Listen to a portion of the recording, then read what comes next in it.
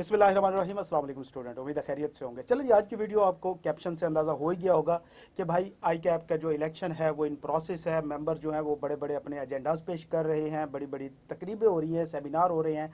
लेकिन अब जब उन चीज़ों को हम देखते हैं और बदले में जो हमारी असेसमेंट है सीए की प्रॉब्लम्स के बारे में, सीए के मसलों के बारे में, क्या उसके ऊपर किसी किस्म की कोई सीरियस जो कंसर्न है वो किसी मेंबर ने शो कराई है या नहीं कराई। देखो बेटा, तकरीबन अब तमाम मेंबर्स के एजेंडाज जो हैं वो क्लियर हो गए हैं हमारे सामने, और मैंने तकरीबन सबके देखे हैं। तो सबका इंटरेस्ट जो है वो किसी न किसी तरह, किसी न किसी लिमिटेड स्कोप के अंदर जा रहा है। मतलब कोई सिर्फ कोई ज़्यादा फोकस कर रहा है स्मॉल फर्म्स के ऊपर, कोई कर रहा है बड़ी फर्म के ऊपर, कोई कर रहा है मेंबर के ग्रूमिंग के ऊपर, कोई कर रहा है जनाब जी सीए के स्कोप के ऊपर। बहरहाल जो मेजर इशू हैं, और ख़ास तौर पे वो इशू जो अभी इफेक्ट कर रहे हैं, मतलब नियर फ्यूचर में जाके वो तकरीबन एक किस्म के एटम बम बन जाने हैं हमारे लिए, उनके ऊपर मुझे किसी मेंबर की सीरियस जो है एक एफर्ट या सीरियस कंसर्न नज़र नहीं आई। मतलब छोटे छोटे हर किसी के अपने पर्सनल इंटरेस्ट हैं और उसके पीछे वो भाग दौड़ कर रहे हैं, जनरल इंटरेस्ट की बात ही कोई नहीं कर रहा। अब पहला क्वेश्चन ये है कि मैं इसके ऊपर वीडियो क्यों बना रहा हूँ। देखो बेटा, सीधी सी बात है कि जो हम टीचर होते हैं हम फर्स्ट लाइन सोल्जर होते हैं। मतलब हमारे पास जो होता है स्टूडेंट आते हैं, हमारे पास पेरेंट्स आते हैं, और हमने उनको कन्विंस करना होता है। वो हमसे क्वेश्चन करते हैं। बेसिकली ये जो मैं प्रॉब्लम आपके सामने अभी रखूंगा, जो अभी इफेक्ट कर रही हैं और आने वाले दिनों में तो भैया ये किस्म का एटम बम बन जाना है हमारे लिए। तो लिहाजा ये हमसे क्वेश्चन होते हैं और हमने इनको आंसर करना होता है। लिहाजा हमने आई कैप को डिफेंड करना होता है, हमने अपने प्रोफेशन को डिफेंड करना होता है, हमने सीए को डिफेंड करना होता है, अपने करंट स्टूडेंट्स को डिफेंड करना होता है। तो लिहाजा हम फर्स्ट लाइन सोल्जर होते हैं।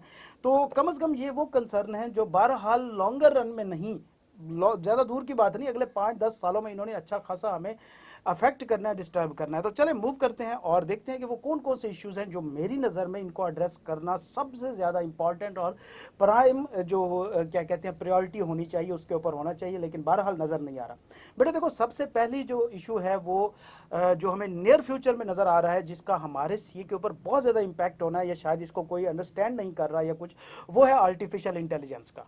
कि आर्टिफिशियल इंटेलिजेंस बहरहाल जाके हमारे इफेक्ट, हमारा जो एक क्लैरिकल वर्क है ना, देखो बच्चे, हमारा जो वर्क है, अगर हम ऑडिट के कुछ एस्पेक्ट छोड़ दें तो बाकी तो सारा क्लैरिकल वर्क बचता है हमारा ज्यादातर। तो लिहाजा आर्टिफिशियल इंटेलिजेंस तो क्लैरिकल वर्क के लिए ही बनाई गई है कि ये वो काम जिसमें बंदों की जरूरत नहीं है भाई, वो ऑटोमेट कर दो।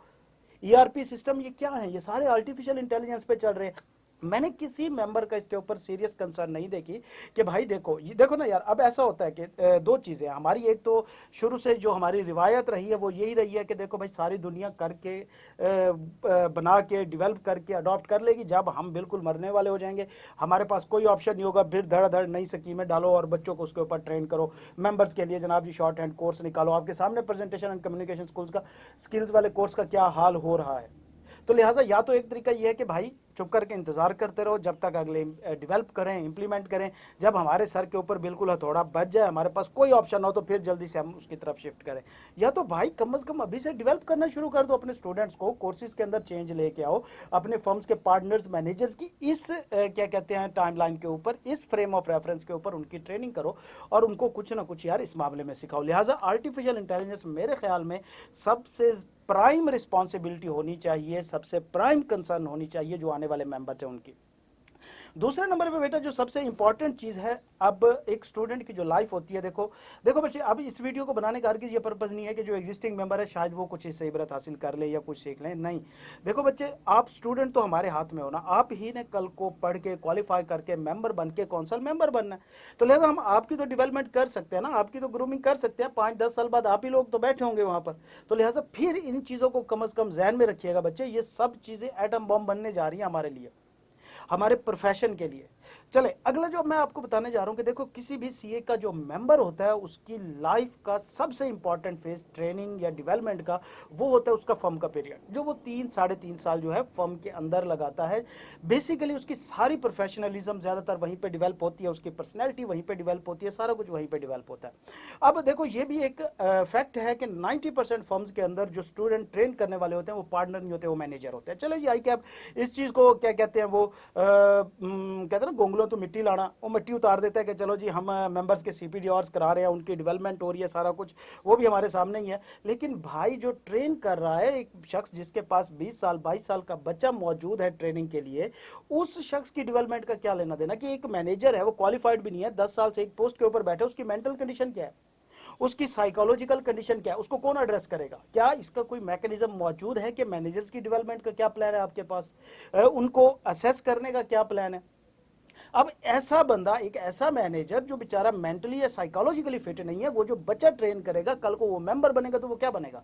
फिर रोज हमारे सामने स्कैंडल आ रहे होते हैं, अभी एक वो नया चल रहा है, तो लिहाजा फिर सारी बच्चे बिग 4 फर्म तो तकरीबन तमाम के पार्टनर रगड़े गए। बाकी ये बात है कि छोटियों के ऊपर किसी की नज़र नहीं पड़ती, नए आए तो भाई तकरीबन ये कोई कट्टा है, सारे एक ही थाली में पड़े हुए हैं। तो लिहाजा फिर इस तरह के ट्रेन होकर निकलेंगे। हम क्या करते हैं जी, कोर्सेज के अंदर हम एथिक्स डाल रहे हैं, कोर्सेज के अंदर हम ये डाल रहे हैं, वो डाल रहे हैं, प्रोफेशनल डेवलपमेंट की बातें कर रहे होते हैं। जब बच्चा फर्म में जाता है वहाँ पे भाई वो चीज़ इंप्लीमेंट ही नहीं हो रही होती प्रैक्टिकली, एथिक्स नाम की कोई चीज़ नहीं होती। तो बच्चे ने भाई 3.5 साल तो वहाँ पे लगाने हैं ना, सीखना तो वहाँ पे काम उसने। आपको पता है कि रेगुलेटरी बॉडीज में जाके हमारे काम किस तरह होते हैं, टैक्स डिपार्टमेंट में काम किस तरह होते हैं, ऑडिट के अंदर क्या चीज़ें चल रही हैं, इनको कब डेवलप करोगे? जब सारे आहिस्ता आहिस्ता आहिस्ता आहिस्ता पकड़े जाएंगे फिर हम जाके इसके ऊपर बात करेंगे। जब हमारी CA की वैल्यू डाउन हो जाएगी तब हम इसके ऊपर बात करेंगे। तो लिहाजा भाई देखो कि जहाँ पे देखो मेजर पोर्शन उसकी डेवलपमेंट का आर्टिकल में होता है, और आप फोकस करो क्या, देखो जब फर्म बनती है, TOship रजिस्टर होती है, ICAP आता है, टीम आती है, चेक करती है जी इंफ्रास्ट्रक्चर मौजूद है, ये वो सारा कुछ, उसके बाद फिर कहाँ आते हैं, फिर कौन आगे चेक करता है? और भाई ठीक है, पार्टनर्स तक आप कर रहे हो, मैनेजर्स को कौन चेक करेगा? तो कम से कम मैनेजर्स की कोई असेसमेंट का सिस्टम मौजूद होना चाहिए, उनकी कोई बाई एनुअली या एनुअली कम से कम उनकी असेसमेंट करें कि उनकी क्या मेंटल कंडीशन चल रही है, कुछ हैंड ऑन कोर्सेज उनके लिए रखें ताकि पता चले कि कौन मैनेजर है। मैनेजर डॉक्यूमेंटेड होने चाहिए आपके पास, जो बच्चों को ट्रेन कर रहे हैं। अब 22 साल का बच्चा बेचारे का कच्चा दिमाग होता है, उसको ट्रेन करने वाला ही साइको, तो भाई वो क्या ट्रेन होगा? ठीक हो गया।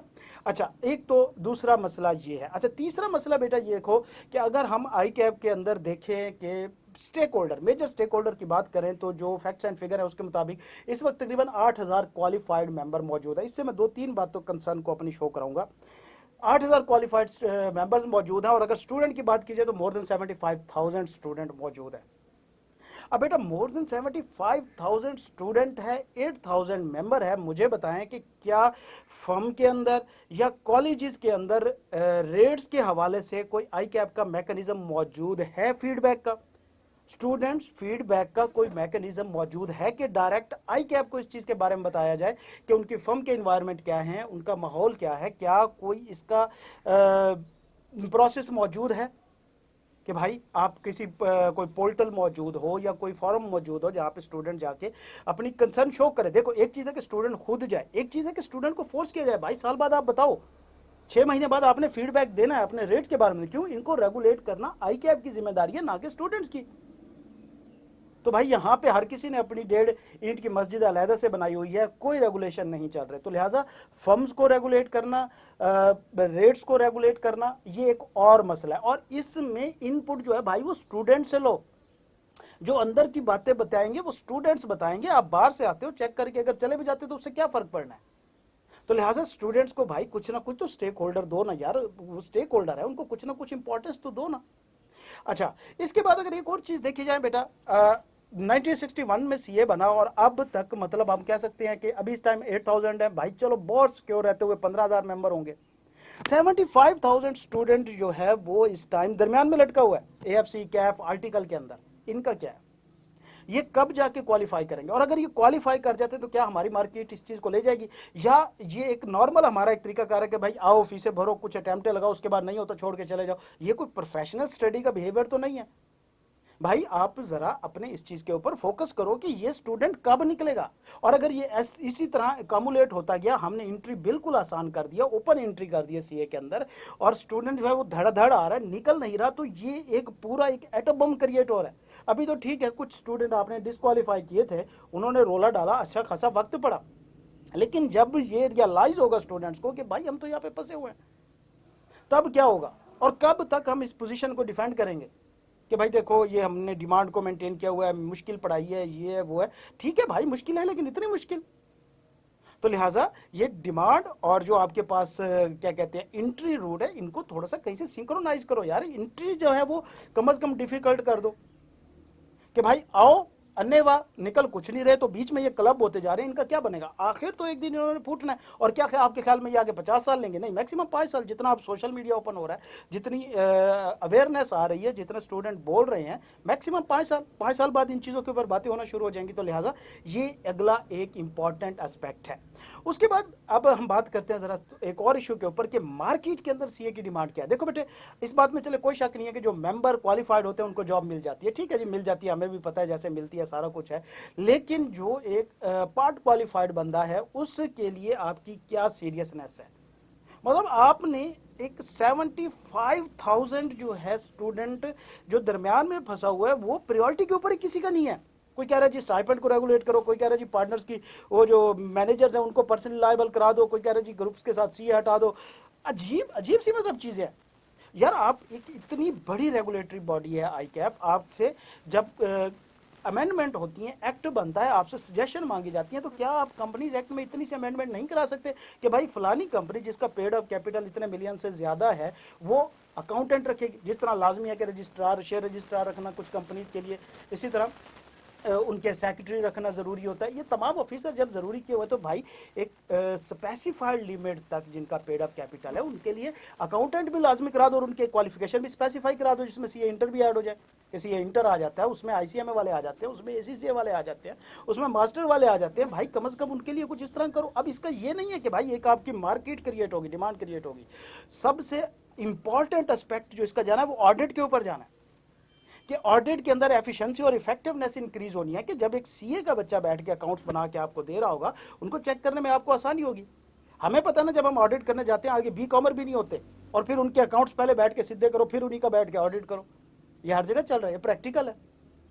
तो लिहाजा क्या आप इतनी सी अमेंडमेंट नहीं करा सकते एक मार्केट इंक्रीज करने के लिए, सीए की वर्थ को इंक्रीज करने के लिए? उसके बाद जो अगला इशू है वो है हमारी एफिलिएशंस वगैरह। कि ठीक है जी, हर दूसरे दिन आया होता है जी फलानी यूनिवर्सिटी के साथ हमारा हो गया, फलाने शोरूम के साथ हो गया, फलाने उस जगह पे हो गया।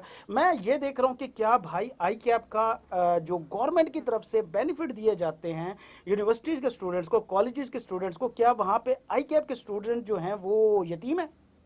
मतलब अभी कुछ दिन पहले मुझे बच्चे ने भेजा हुआ था कि जो यूनिवर्सिटीज़ के स्टूडेंट होते हैं उनके लिए गवर्नमेंट ने बाकायदा लोन स्कीम इंट्रोड्यूस कराई हुई है, और उसमें पूरी लिस्ट थी कौन कौन सी यूनिवर्सिटी, सब्जेक्ट और वगैरह वगैरह, कि भाई अभी पढ़ो, 10 साल में इसको इंटरेस्ट फ्री लोन है, वापस कर दो। क्या ये सीए के स्टूडेंट्स के लिए नहीं हो सकता?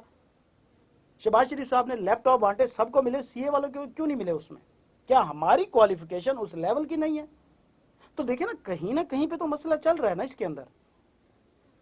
ठीक है। अच्छा, ये वीडियो बच्चे मैं कोई तनकीद करने के लिए नहीं बना रहा। ये जो आप मेरे रनिंग करंट स्टूडेंट चल रहे हैं, मैं उनको ये डेवलप करने की कोशिश करा रहा हूं कि पुत्र कल को जब आप काउंसिल में बैठे होंगे तो कम से कम इन पॉइंट्स का ख्याल रखिएगा।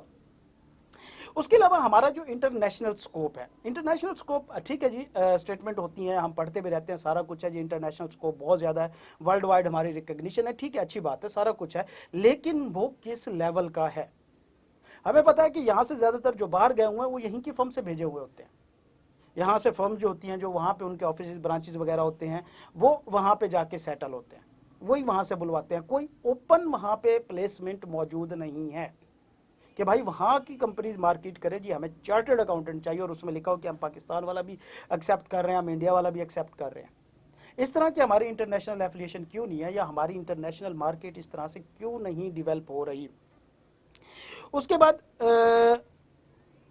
ठीक हो गया, ठीक हो गया, जो स्टूडेंट ठीक है, इंटरनेशनल स्कोप हो गया, मार्केट डिमांड हो गई, ठीक हो गया, बाय असेसमेंट हो गई, सीए ठीक हो गया, ठीक हो गया, ठीक हो गया, आर्टिफिशियल। तो बेटा ये मेरी कुछ असेसमेंट थी जिसके अंदर इश्यूज़ हैं। अगर हम इसको समराइज करें तो सबसे पहले जिस चीज़ को एड्रेस करना चाहिए वो है आर्टिफिशियल इंटेलिजेंस का इशू। उसके बाद हमारी फर्म्स के तमाम इशू जिसमें हमारे मैनेजर्स की डेवलपमेंट्स वगैरह आती है, स्टूडेंट्स का फीडबैक पोर्टल होना चाहिए, उसके बाद हमारे रेट्स आते हैं, उनकी रेगुलेशन होनी चाहिए। इसी तरह हमारी मार्केट डिमांड के अंदर इजाफा किया जाना चाहिए, मेंबर्स के लिए भी और पार्ट क्वालिफाइड के लिए भी। इसी तरह हमारी गवर्नमेंट सेक्टर में जॉब्स को इंप्रूव करना चाहिए, इंक्रीज करना चाहिए। कभी कभी हमारी जॉब आ जाती है और वो भी सी इंटर बेस नहीं होती, साथ में ग्रेजुएशन मांग रहे होते हैं। ठीक है। उसके साथ हमारी जो गवर्नमेंट की तरफ से फैसिलिटीज दी जाती हैं, सब्सिडी दी जाती है स्टूडेंट को, तो भाई हमें भी कम से कम स्टूडेंट ही समझा जाए। मिडिल क्लास के लोग होते हैं, कोई सीए में अपर क्लास के स्टूडेंट नहीं होते। 90% तकरीबन लोअर मिडिल क्लास के बच्चे इसके अंदर आते हैं, ज़रा उनके हाल पे रहम किया जाए। इस तरह जो स्टूडेंट एंट्री रूट है उसको थोड़ा डिफिकल्ट करो, जो दरमियान में स्टूडेंट फंसे हुए हैं उनको कहीं पे निकालें। इसी तरह पॉलिसीज़ वगैरह जो हैं उनकी अमेंडमेंट थोड़ी सी एफिशिएंट करें। अभी तक नया बैच स्टार्ट होने को है, कोई हमारे ऊपर अपडेट नहीं है कि पॉलिसी आ रही है नहीं आ रही। सुबह शाम बच्चे मैसेज कर रहे हैं, भाई उनको क्या प्रॉब्लम है यार। मसला तो हमें है ना कि हम टीचर जो है हमने फेस करना होता है। फर्स्ट लाइन सोल्जर तो हम, स्टूडेंट तो हमसे पूछते हैं। अभी मुझे मैसेज आया हुआ है, तो अभी 5 मिनट पहले, अगर वो बच्चा ये वीडियो देख रहा है तो वो कमेंट करके बताएगा, कह रहा सर मेरी तबीयत ख़राब है, मुझे बताएं जी नई पॉलिसी में कब आनी है और उसका क्या इफेक्ट होना है, क्या बताएं भाई उनको। मजाक नहीं है कि 2-3 पेपर 6 महीने का क्वेश्चन होता है बच्चों की, 6 महीने इसके अंदर वेस्ट हो रहे होते हैं। तो लिहाजा डिसीजन मेकिंग इसमें बहुत ज़्यादा हमारी स्लो चल रही है। इस तरह ट्रेनीज के ऊपर, डिसक्वालीफाइड स्टूडेंट्स के ऊपर, रेट्स के ऊपर स्टूडेंट फीडबैक पोर्टल होना चाहिए। इसी तरह लोन वगैरह ये जो गवर्नमेंट की एफिलिएशन स्कीम है वो होनी चाहिए। तो ये मेरी बेटा कुछ कंसर्न थी मोटी मोटी। ये कोई वीडियो तनकीद बराए तनकीद नहीं है। बेसिकली ये वीडियो जो है कुछ पॉइंट्स इश्यूज़ हैं उनको रेज करने की है जो हम डेली लाइफ में फेस करते हैं। आज मैं इसके ऊपर बात कर रहा हूँ, बाकी खामोश हैं, कोई नहीं, कल को जब फेस करेंगे तो तमाम इसके ऊपर बात करेंगे। बहरहाल हमने अपने हिस्से की जो है वो शमा जलानी है बच्चे। इंशाल्लाह पेपर चल रहे हैं तो मेहनत करें, अपना फुल दें। अल्लाह ताला आप सबको अपनी ज़ुबान में रखे बेटा। अल्लाह हाफ़िज़।